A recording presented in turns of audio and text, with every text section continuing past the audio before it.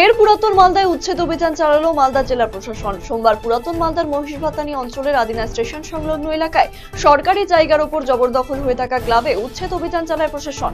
সদর মহকুমা শাসক পঙ্কজ তামাংয়ের নেতৃত্বে চলে এই অভিযান। এছাড়া উপস্থিত ছিলেন পুরাতন মালদা ব্লকের জয়েন্ট বিডিও পৃথ্বী চ্যাটার্জি, মালদা থানার আইসি সৌমেন চক্রবর্তী সহ অন্যান্য আধিকারিকেরা। এদিন পুলিশ বাহিনীর উপস্থিতিতে এই অভিযান চালানো হয়। বুলডোজার দিয়ে ভেঙে ফেলা হয় সেই ক্লাব ঘর। রাজ্যে ফের আরো একটি নির্বাচন। 10 জুলাই রাজ্যের 4টি বিধানসভা উপনির্বাচনকে সামনে রেখে তৎপর প্রশাসন। রায়গঞ্জ বিধানসভার উপনির্বাচনে অনুষ্ঠিত হচ্ছে 10 জুলাই। রায়গঞ্জ বিধানসভা কেন্দ্রে উপনির্বাচনে ডিসিআরসি তৈরি করা হয়েছে রায়গঞ্জ পলিটেকনিক কলেজে। ফলে রায়গঞ্জ পলিটেকনিক কলেজে বাড়ছে প্রশাসনিক তৎপরতা। 13 জুলাই রায়গঞ্জ পলিটেকনিক কলেজেই হবে ভোট গণনা। সে কারণে এখানকার স্ট্রং রুমে মজুদ থাকবে সমস্ত ইভিএম এবং ভিভিপ্যাট। মানিকতলা উপনির্বাচনে তৃণমূল কংগ্রেসের প্রার্থীর সমর্থনে প্রচারে নামবেন বিশিষ্ট খেলোয়াড়েরা। সোমবার সকালে উল্টোডাঙ্গা রেল ব্রিজ হয়ে হাতিবাগান মোড় পর্যন্ত মানিকতলা বিধানসভা উপনির্বাচনে তৃণমূল কংগ্রেস প্রার্থী সুপ্তি পান্ডের সমর্থনে ক্রীড়াবিদদের নিয়ে অনুষ্ঠিত হয় রোড শো। রোড শোতে উপস্থিত ছিলেন তৃণমূল কংগ্রেসের সাধারণ সম্পাদক তথা মন্ত্রী অরূপ বিশ্বাস, সাধারণ সম্পাদক কুণাল ঘোষ সহ শহরের বিশিষ্ট ক্রীড়াবিদেরা।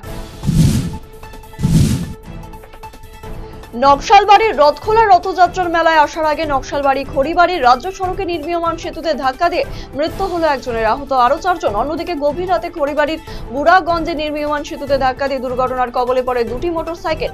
সেখানে প্রথমে 2 জনকে উদ্ধার করে নকশালবাড়ি গ্রামীণ হাসপাতালে পাঠানোর পর উত্তরবঙ্গ মেডিকেল কলেজ এবং হাসপাতালে পাঠানো হয়। তার মধ্যে একজনের মৃত্যু হয়, অন্যজন মেডিকেল কলেজে চিকিৎসাধীন অবস্থায় রয়েছেন।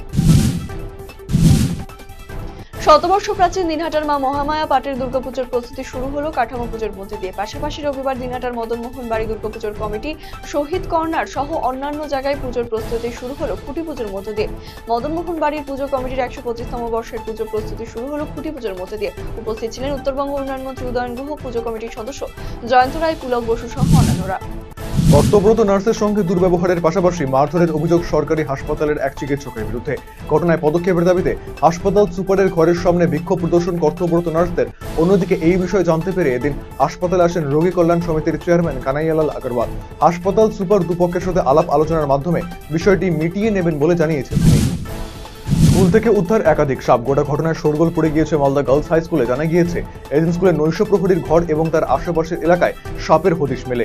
এরপর এলাকার পশুপ্রেমী সংস্থার সদস্যরা এসে উদ্ধার করে একের পর এক সাপ। অন্তত 8টি গোত্র সাপের বাচ্চা উদ্ধার করা হয়েছে।